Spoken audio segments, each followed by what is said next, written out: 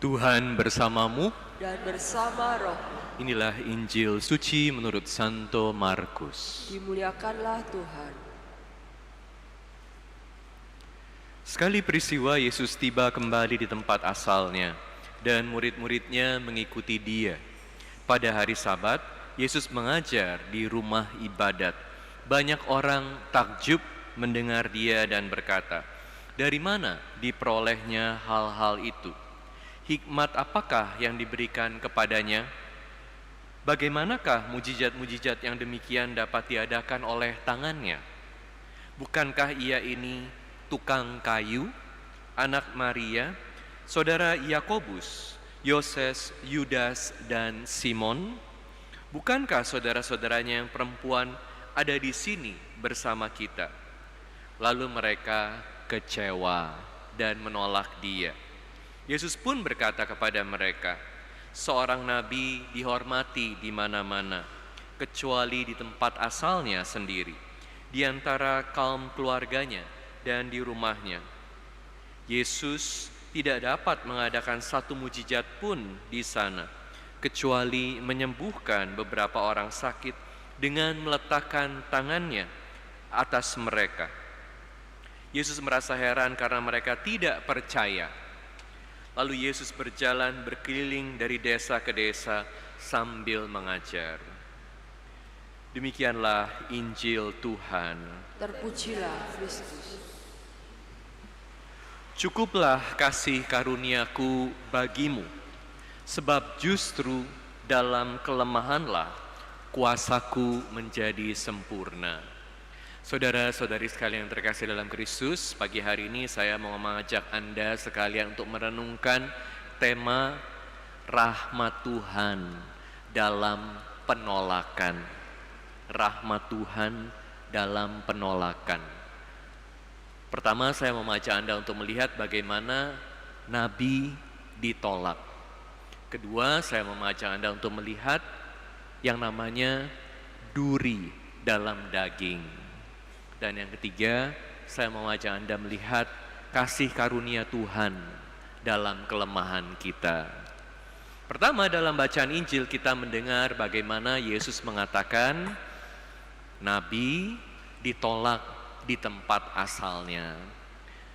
Kita semua diundang untuk ikut Yesus menjalani panggilan kenabian.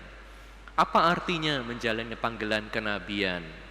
Menjalani panggilan kenabian artinya setia kepada sabda Tuhan dan membagikan sabda Tuhan ini kepada sesama kita.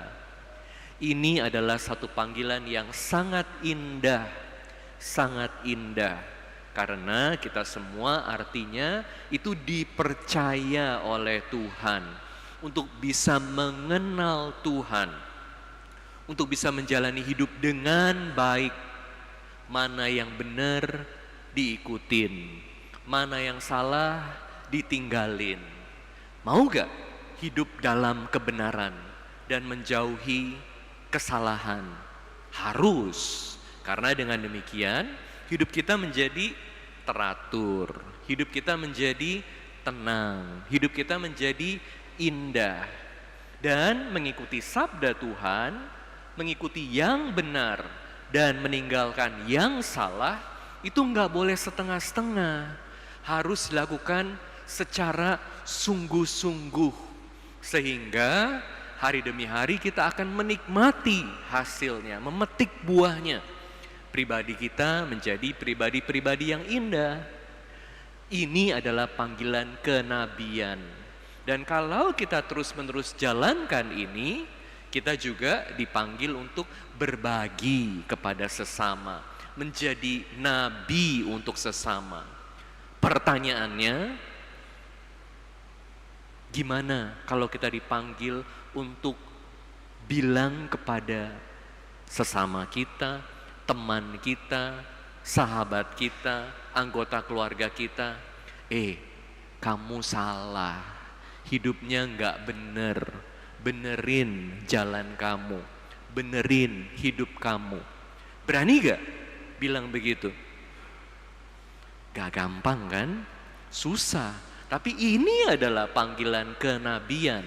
Harus selalu ingat bahwa memberi koreksi kepada orang yang kita cintai karena kita mencintai dia, supaya dia punya hidup lebih baik. Ini adalah sama nilainya dengan memberi sedekah.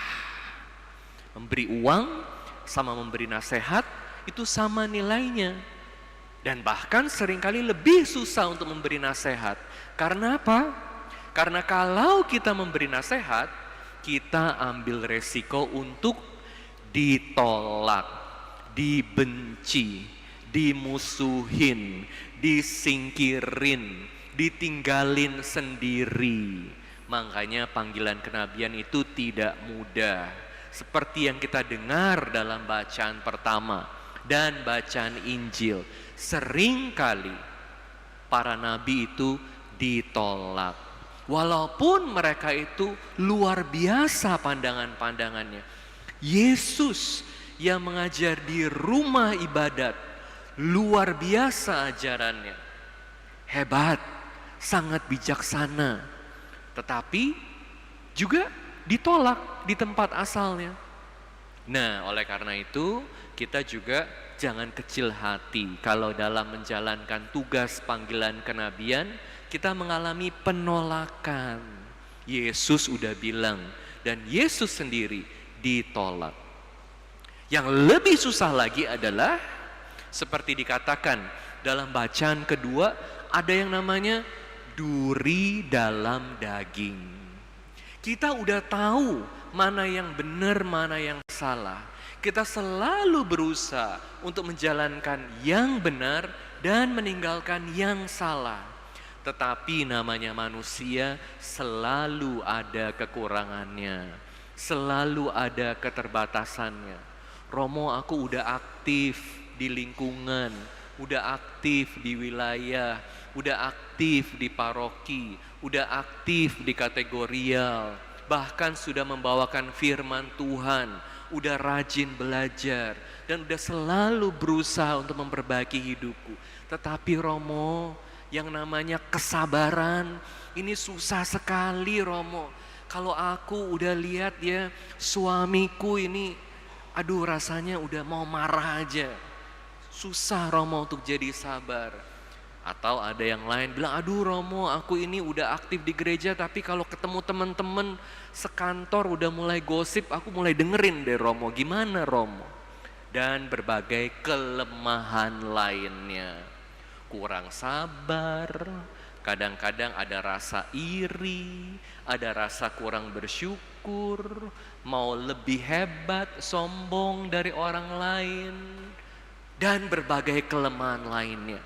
Belum lagi kalau hatinya dikuasai dengan dendam. Aduh, itu paling susah ya. Paling susah kalau hatinya dikuasai dengan kemarahan, dendam. Tapi inilah kita manusia. Lalu kita harus buat apa? Seperti Paulus udah minta kepada Tuhan, Tuhan ambil duri ini dalam dagingku. Berapa kali? Paulus bilang 3 kali. Tetapi ternyata masih belum diambil. Tetapi Tuhan bilang apa? Tuhan bilang sabda yang sangat indah, cukuplah kasih karuniaku bagimu, sebab justru dalam kelemahanlah kuasaku menjadi sempurna. Nah, ini artinya berbagai kelemahan kita juga bisa menjadi sarana buat rahmat Tuhan bekerja dalam hidup kita. Karena apa? Karena itu artinya kalau kita udah ikut Tuhan, udah tahu mana yang benar, mana yang salah, tetapi masih ada kelemahan, kita diundang untuk semakin berserah kepada Tuhan. Kalau udah ikut Tuhan, ada kelemahan, udah bilangin orang lain kamu tuh salah, coba perbaiki hidupmu. Kita udah ambil resiko untuk ditolak oleh orang lain karena bilang yang benar, benerin dia. Makin susah lagi karena kamu itu siapa? Coba lihat dirimu sendiri. Kamu juga masih ada kelemahan, tambah susah lagi. udah dengerin orang lain bilang kita salah, plus lebih susah lagi setiap kali kita bangun pagi, lihat di kaca, lihat diri sendiri, iya ya kenapa sih aku ini masih begini, kenapa sih aku masih ada kekurangan ini itu.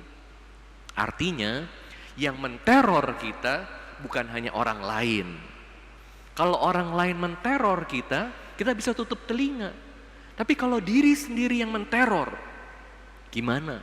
Di otak nih adanya. Bangun tidur, ingat. Saat makan, ingat. Saat istirahat, ingat. Gak bisa tidur. Kamu itu lemah. Ada duri dalam daging yang terus-menerus mengikuti, terus-menerus menghindai. Tetapi sekali lagi, jangan hanya bersandar pada kekuatan diri sendiri. Bersandar kepada kasih karunia Tuhan. Mungkin kalau Tuhan izinkan kita punya kelemahan dalam hidup kita, tentu ini bukan untuk ditoleransi. Kita harus terus berusaha, terus supaya jadi lebih baik. Gak boleh jadi orang setengah-setengah. Jangan jadi suam-suam kuku. Harus terus berusaha untuk jadi lebih baik dan lebih baik lagi. Ini harta kita. Dalam hidup jangan hanya kumpulin uang. Harus kumpulin berbagai kebaikan. Jadi pribadi yang luar biasa.